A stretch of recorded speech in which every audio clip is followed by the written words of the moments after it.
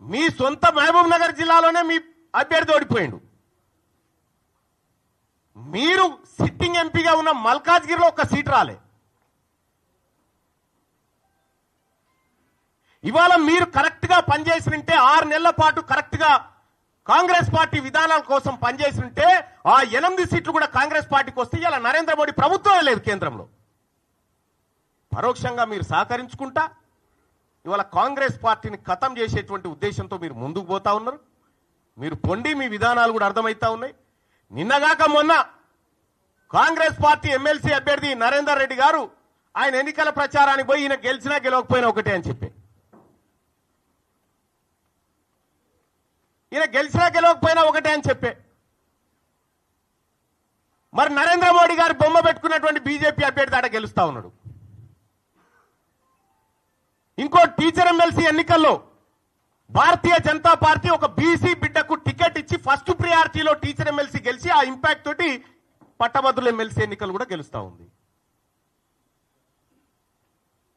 మీరు జిల్లాలు మొత్తం ఈ మెదకు, ఆదిలాబాద్, నిజామాబాద్, కరీంనగర్ పిట్ట తిరిగి నడుదిరిగి ఎమ్మెల్సీ ఎన్నికలు ఏంది ఫలితం? ఇవాళ ఎందుకు తారుమారైతా ఉంది? ఇవాళ ఏడాది లోపలనే కాంగ్రెస్ పార్టీ పైన, ప్రభుత్వం పైన ఇంత వ్యతిరేకత ఎందుకు వస్తా ఉంది? ఆత్మ పరిశీలన చేసుకోవాలి కదా. ఇది మీ సొంత మహబూబ్ నగర్ జిల్లాలోనే మీ అభ్యర్థి ఓడిపోయిండు. మీరు సిట్టింగ్ ఎంపీగా ఉన్న మల్కాజ్గిరిలో ఒక సీట్ రాలే.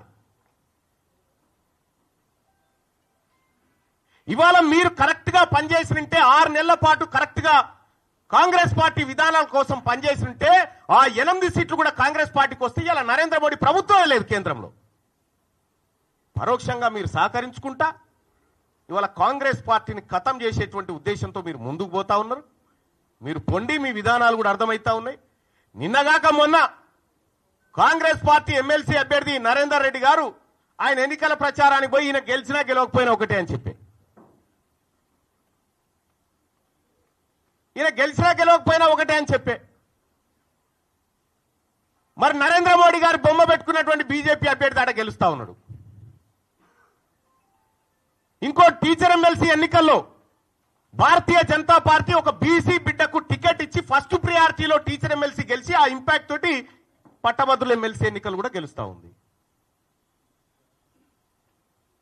మీరు జిల్లాలు మొత్తం ఈ మెదకు, ఆదిలాబాద్, నిజామాబాద్, కరీంనగర్ పిట్ట తిరిగి నడుదిరిగి ఎమ్మెల్సీ ఎన్నికలు ఏంది ఫలితం? ఇవాళ ఎందుకు తారుమారైతా ఉంది? ఇవాళ ఏడాది లోపలనే కాంగ్రెస్ పార్టీ పైన, ప్రభుత్వం పైన ఇంత వ్యతిరేకత ఎందుకు వస్తా ఉంది?